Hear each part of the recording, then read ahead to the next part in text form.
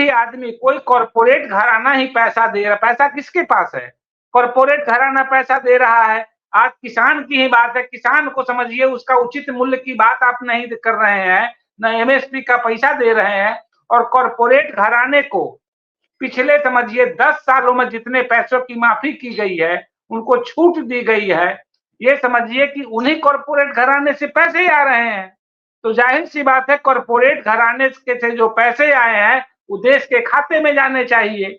और supreme court ने साफ साफ ये कह दिया कि असंवैधानिक ये मामला था और इसको बंद करते हैं। इसके बाद जो भी उन्होंने आदेश दिया, एसबीआई रिपोर्ट करेगा चुनाव आयोग को, बीच में आएगा चुनाव आयोग क्या होता है, और अंत में सुप्रीम कोर्ट क्या फैसला करता है, ये देखने की बात होगी। मेरा तो पहला मुद्दा ये है कि सारे पैसे को पहले इकट्ठा करिए और सारी पार्टियों से पैसा को वसूल कर लाइए, क्योंकि यह देश के लिए एक तरह से बहुत बड़ा लूट है ये। और एक बात और इसमें जोड़ दें कि सुप्रीम कोर्ट ने, ये लूट की कहानी है कि देश के सामने एक एक एक तरीका बनाया गया, एक समीकरण बनाकर देश के साथ समझिए कि ये धोखा दिया गया, और एक तरह से ये ब्लैक एंड व्हाइट का भी खेल है। ये भी जांच इस पर होनी चाहिए कि ये पैसे किसके थे, कहां से आए, कैसे आए, और ये हमको लगता है काला और सफेद का भी धंधा इसमें शामिल किया गया है इस पूरे खेल में। आशुतोष जी, तो क्या इसमें आपको लग रहा है कि सारी पार्टियां बराबर की हिस्सेदार हैं, या जो पावर में जो पार्टी है वो ज्यादा रिस्पॉन्सिबल है? नहीं, वो जो है ना, मैं वो बता तो रहा हूं कि इसमें चंदा लेने वाले, चंदा जिन जिन पार्टियों को चंदा मिले हैं, जिन पार्टियों ने चंदा का उपभोग किया है, ऐश किया है, वो सारी पार्टियां इसमें जिम्मेदार है। मैं ये नहीं कहता कि बीजेपी, कांग्रेस, तृणमूल, जितनी पार्टियां हैं, जिसको 100 रुपया मिला हो या जिसको 100 लाख मिला हो, सारे लोग चोरी किए हैं, सारे लोग डाका डाले हैं, और इसमें सारी पार्टियों पर कार्रवाई होनी चाहिए। और सबसे बड़ी चीज क्या है कि बीजेपी सबसे ज्यादा इसलिए दोषी है कि बीजेपी ने इस प्रक्रिया को आगे बढ़ाया। उसने 2017 में कानून बनाया, 2018 से ये लागू हुआ। तो बीजेपी जो कानून बनाया, इसके पीछे पूरा का पूरा अब तो षड्यंत्र लगता है ना, क्योंकि ये मैं नहीं कह रहा, इस षड्यंत्र का तो खुलासा सुप्रीम कोर्ट ने किया है। तो सुप्रीम कोर्ट अगर जिस बिना पर, और 5 जजों की बेंच ने इसको एक तरह से पूरा ये फैसला दिया है, तो सुप्रीम कोर्ट जिस बिना पर इसको समझिए जांचा, परखा और सामने में रखा है, तो सुप्रीम कोर्ट तो साफ कह दिया कि ये असंवैधानिक है, एक तरह से देश के साथ ये गलत काम किया गया है।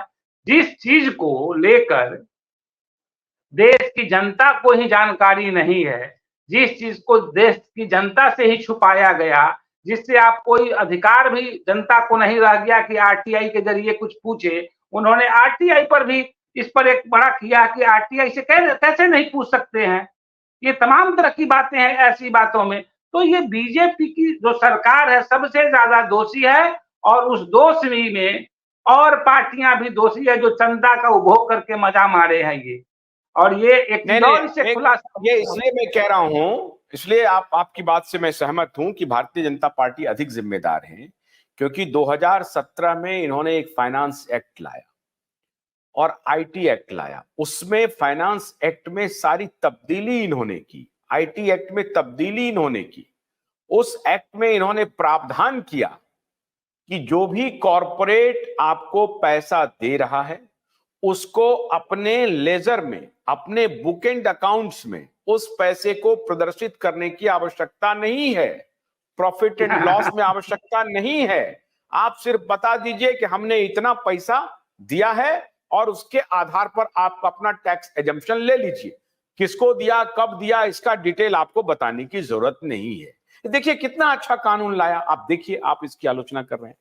फिर एक कानून ये आया कि भाई जो आपने टैक्स ये दिया है उस पर कोई इनकम टैक्स डिपार्टमेंट को भी बताने की आवश्यकता नहीं है कि साहब हमने ये किया है और इस पर हमको ये किया। आपने बता दिया, टैक्स रिबेट ले लिया, टैक्स डिपार्टमेंट को भी कुछ बताने की जरूरत नहीं है। तो ये आईटी अमेंडमेंट भी हुआ और फाइनेंस एक्ट में भी तब्दीली की गई। जो 2003 का फाइनेंस एक्ट था उसको 2017 में, या 2013 का जो एक्ट था उसको 2017 में बदला गया। और बदलने वाले लोगों में जो सबसे प्रमुख लोग थे जिन्होंने on the floor of the house parliament में आकर के इतनी लच्छेदार शब्दों में अंग्रेजी और हिंदी का बेहतरीन प्रदर्शन करते हुए जो इस एक्ट को परिभाषित किया, वो थे स्वर्गीय आदरणीय अरुण जी जेटली। और उन्होंने कहा कि ये चूंकि इलेक्शन के दौरान माल प्रैक्टिसेस होते हैं, ब्लैक मनी का बड़ा आदान प्रदान होता है, तो ब्लैक मनी के ऊपर हमने हथौड़ा चला दिया और कहा कि भाई ब्लैक मनी इधर से उधर नहीं जाएगी, जितनी जाएगी वो सब व्हाइट मनी जाएगी, व्हाइट मनी जाएगी। और इसलिए हमने सारे ब्लैक पर हथौड़ा चलाते हुए व्हाइट मनी का प्रावधान कर दिया है। और अब लोग ट्रांसपेरेंसी से पैसा देंगे राजनीतिक पार्टी को और उसका ट्रैक होगा। हाँ, लेकिन ये बताना जरूरी नहीं है। आप ये देखिए कि बीजेपी के ही एक बड़े नेता हैं सुब्रमण्यम स्वामी, कल मैं उनका इंटरव्यू देख रहा था और उन्होंने तो यहां तक कह दिया कि यह देश का सबसे बड़ा घोटाला है। और सबसे बड़ी चीज है, उन्होंने प्राइम मिनिस्टर से इस्तीफा की भी मांग की। पहला व्यक्ति बीजेपी के भीतर का व्यक्ति जो यह कहता है इस देश के साथ बहुत बड़ा घोटाला किया गया और अब तक का सबसे बड़ा घोटाला है ये।